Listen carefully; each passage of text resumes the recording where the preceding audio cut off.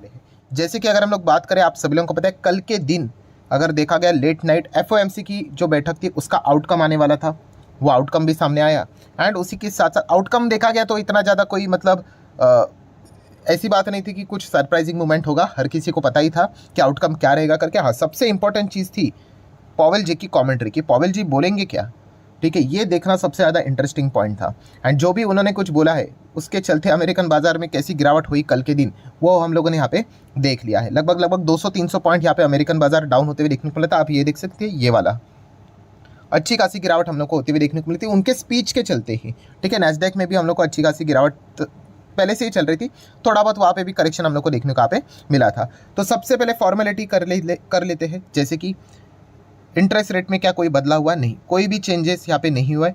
Fourth कंजिकेटिवली अगर हम लोग यहाँ पे बात करें, कोई भी रेट में बदलाव यहाँ पे नहीं हुआ, वेल एक्सपेक्टेड चीज़ थी, ठीक है।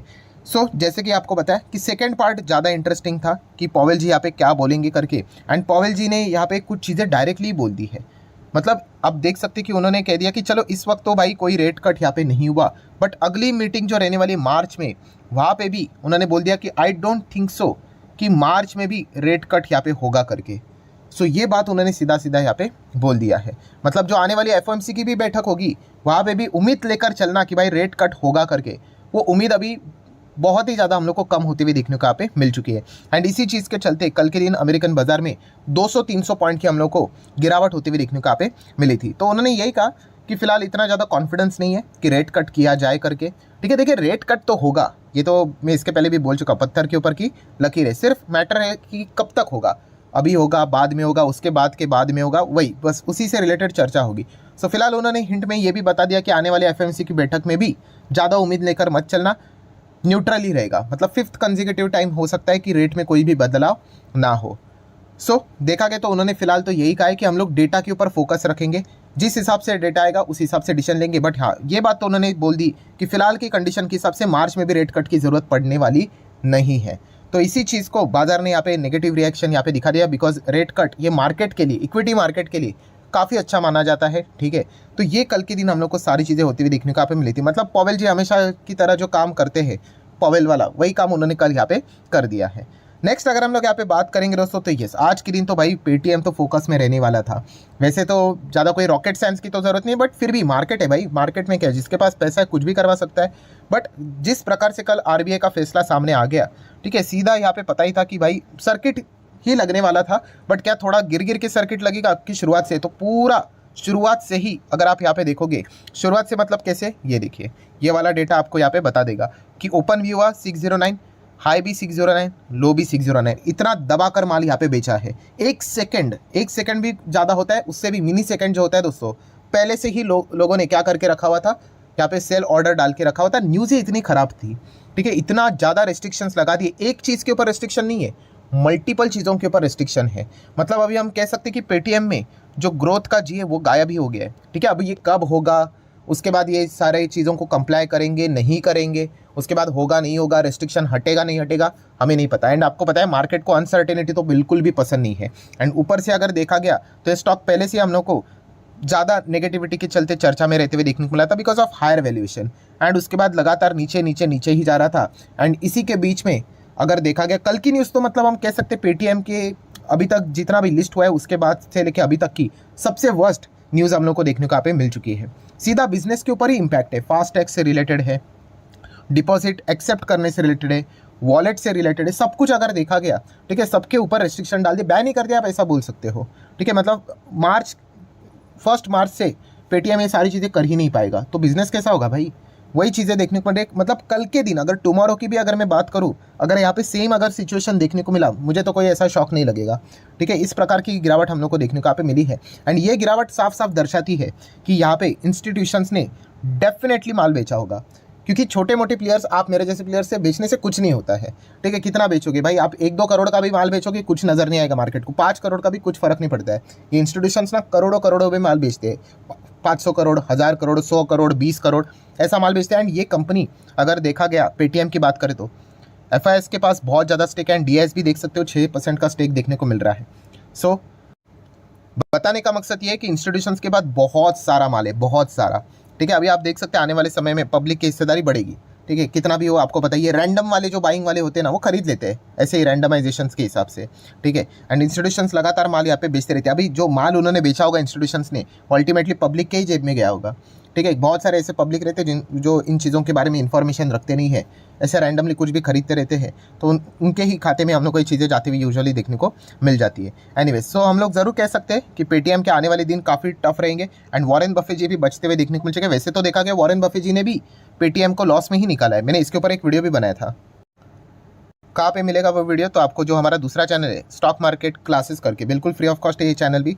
अगर आप नीचे नीचे जाओगे तो आपको मिल जाएगा। ये देखिए कि वॉरेन बफे जी ने अपने जो सारे शेयर्स थे पेटीएम के, वो उन्होंने यहाँ पे बेच दिए थे और बहुत बड़ा लॉस उन्होंने यहाँ पे बुक भी किया था, ठीक है। इसमें बहुत बड़ा एक लर्निंग लेसन भी मैंने आप लोगों को सिखाया था। अगर ये वीडियो अगर आपने अभी तक नहीं देखा है, जाकर देख लेना, लिंक ऊपर आई बटन पे दे दिया। एक महीने पहले की खबर है, ठीक है। लगभग उन्होंने 877 इस भाव के हिसाब से बेचा था। हाँ, नीचे ही लिखा हुआ है, आप देख सकते हैं। देखिए 877 ये एवरेज कुछ तो उनका प्राइस था, उस हिसाब से बेचा। एंड लगभग 1370 करोड़ का माल उन्होंने बेचा था। 1.5 करोड़ से ज़्यादा के शेयर्स थे और वी कैन से 2.5% की होल्डिंग थी उनको, वो उन्होंने बेच दी 877। एंड अभी आज के दिन का गिरावट के बाद प्राइस क्या है? 600 के आसपास। ये तो 600 के अभी तो बहुत नीचे यहाँ पे जाएगा। जिस प्रकार की खबर देखने को मिली है, इसकी तो बस कुटाई और कुटाई ही होनी है, ठीक है। तो ये चीज़ हम लोग को फिलहाल तो देखने को यहाँ पे मिल रही है।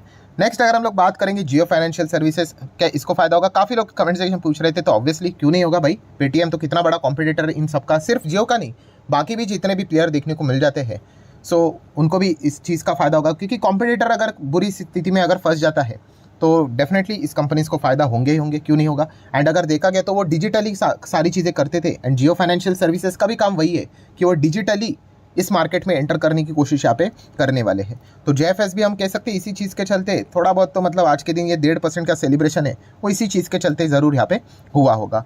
नेक्स्ट अगर हम लोग बात करेंगे केपीआई ग्रीन एनर्जी, तो आज के दिन भी सर्किट लगते हुए देखने को मिल चुका है। इसके पीछे का रीज़न है कल के दिन जो इनको बड़ा ऑर्डर मिला था, जो उन्होंने एक्सचेंज को इन्फॉर्म किया था, लगातार तेज़ी देखने को मिली। और इसी बड़े ऑर्डर के चलते क्या हो जाता है, इनका जो वैल्यूएशन है दोस्तों, वो काफ़ी हद तक हम लोग को मेंटेन रहते हुए देखने को यहाँ पे मिल जाता है, ठीक है। सो आने वाले समय में रेवेन्यू कंपनी के रॉकेट बन जाएंगे, प्रॉफिट रॉकेट बन जाएगा, अर्निंग रॉकेट बन जाएगा, तो ऑटोमेटिकली पी रेशो जो नीचे आना चाहिए था वो और नीचे आएगा। सो इतना कमाल का डेटा देखने को यहाँ पे मिल रहा है। एंड एकदम मतलब बोलते हैं ना, माना माल रिटर्न ही इस कंपनी ने कमा के दिए हैं। देन बीएसई यूनाइटेड की भी बात करेंगे तो कुछ वैसा ही सिनेरियो देखने को यहाँ पे मिल रहा है। तो कुल मिला के कंक्लूजन एक ही निकलता है, अच्छे बिजनेस वाली कंपनी में जाओगे तो आज नहीं तो कल तो रिटर्न अच्छे यहाँ पे बन ही जाते। कंट्रोवर्सी वाले में जाओगे तो एक लटकती हुई तलवार होगी जो कभी भी गिर सकते हैं, और अगर वो गिर गई तो फिर मतलब आप समझ लेना कि आपका पैसा फंस गया करके। नेक्स्ट अगर हम लोग बात करेंगे दोस्तों, तो ऑब्वियसली बजट से रिलेटेड कुछ ना कुछ चर्चाएं तो होती ही रहेंगी। सो इस वीडियो की अगर हम लोग बात करें तो कौन से पॉइंट को हम लोग कवर करने वाले हैं, तो बजट में एक और सेक्टर ज़्यादा फोकस में था, रिन्यूएबल एनर्जी की अगर हम लोग बात करें, उसमें रूफ टॉप सोलार से रिलेटेड काफ़ी ज़्यादा चर्चा होती हुई देखने को मिली थी। एंड रूफ टॉप सोलार से रिलेटेड क्या एक्सपेक्टेशन था कि जो प्रधानमंत्री सूर्योदय योजना है, जो कि राम मंदिर का जो इवेंट हम लोग को देखने को मिला था, तभी प्रधानमंत्री जी ने इससे रिलेटेड बात की थी कि 1 करोड़ जो रूफ टॉप सोलर सेट करने से रिलेटेड उन्होंने बातें की थी। तो इससे रिलेटेड आगे की बातें यहाँ पे हम लोग को देखने को यहाँ पे मिलने वाली थी। सो कैसा देखने को मिल गया, तो थोड़ा सा मिक्स रिएक्शन देखने को मिला है। एक अनएक्सपेक्टेड पॉजिटिव खबर भी सामने आ गई एंड एक नेगेटिव भी पॉइंट हम लोग को देखने को मिला। नेगेटिव मतलब ऐसा नहीं पकड़ना कि भाई जीरो होने की बात कर रहे हैं शेयर को, नहीं, वैसा बिल्कुल भी नहीं है। तो सबसे पहले अगर हम लोग बात करें तो यहाँ पे निर्मला सीतारमण जी ने आज के दिन यहाँ पे बात की, वही रूफटॉप सोलर स्कीम से रिलेटेड। तो उन्होंने ये बात बताई है कि 1 करोड़ घरों के ऊपर तो आप लोगों को ये रूफटॉप सोलर तो सेटअप होते हुए देखने को मिलेंगे इस योजना के चलते।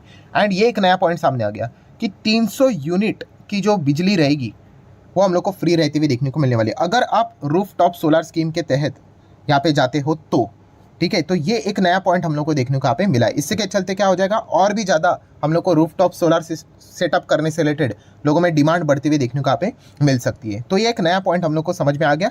सब कुछ फ्री नहीं बोला है, 300 यूनिट इलेक्ट्रिसिटी फ्री की यहाँ पे बात किया, वो भी रूफटॉप सोलर स्कीम के तहत वाले ही, ठीक है, बाकी वाले नहीं।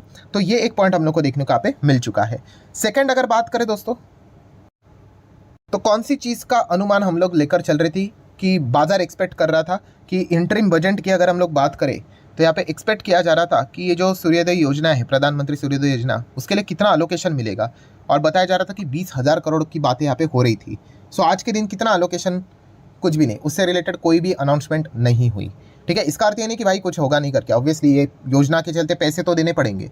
तो बाद में जब हम लोगों को शायद से इलेक्शन के बाद जो फुल फ्लेजेड बजट देखने को मिलेगा, माइट भी वहाँ पे इस योजना के चलते एलोकेशन की बातचीत सरकार की ओर से हो सकती है। अभी एक उम्मीद हम यहाँ पे कर सकते हैं। बट हाँ, आज के बजट में एक उम्मीद थी कि ये 20,000 करोड़ है, 15 है, 10 है, कितना भी 30 है, इससे रिलेटेड कुछ अनाउंसमेंट होगा करके हर कोई इंतजार कर रहा था। वैसा कुछ भी नहीं हुआ। सिर्फ एक नया अनाउंसमेंट यही देखने को मिला कि 300 यूनिट तक की बिजली आपको फ्री मिलेगी under the rooftop solar scheme. ये पॉइंट हम लोग को देखने को मिला, तो एक मिक्स रिएक्शन है। ठीक है, ये एक अच्छी पॉइंट देखने को मिला, इसकी चीज़ के चलते डिमांड बढ़ेगी।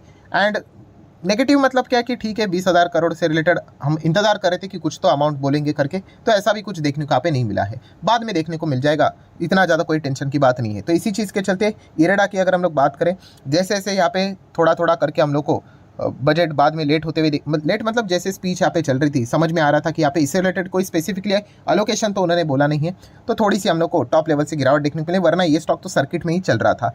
नेक्स्ट टाटा पावर में भी कुछ वैसा ही सिनेरियो है, धीमे धीमे करके नीचे, बट इट्स ओके, इससे कोई ज़्यादा पैनिक बिनिक करने की यहाँ पे ज़रूरत यहाँ पे है नहीं। देन वारेन रिन्यूएबल तो भाई अपने ही मस्त अंदाज में चल रहा है, बिकॉज इनके नंबर भी अच्छे आए थे। देन स्टर्लिंग विल्सन की बात करें तो यहाँ पे भी सेम सिनेरियो हम लोग को देखने को यहाँ पे मिला था। सो ठीक है दोस्तों, जितने भी इंपॉर्टेंट पॉइंट्स थे सारे कवर कर ले। वीडियो हेल्पफुल लगा होगा तो चाहो तो लाइक एंड शेयर कर सकते हो। मिलते हैं नेक्स्ट वीडियो में, तब तक के लिए बाय बाय।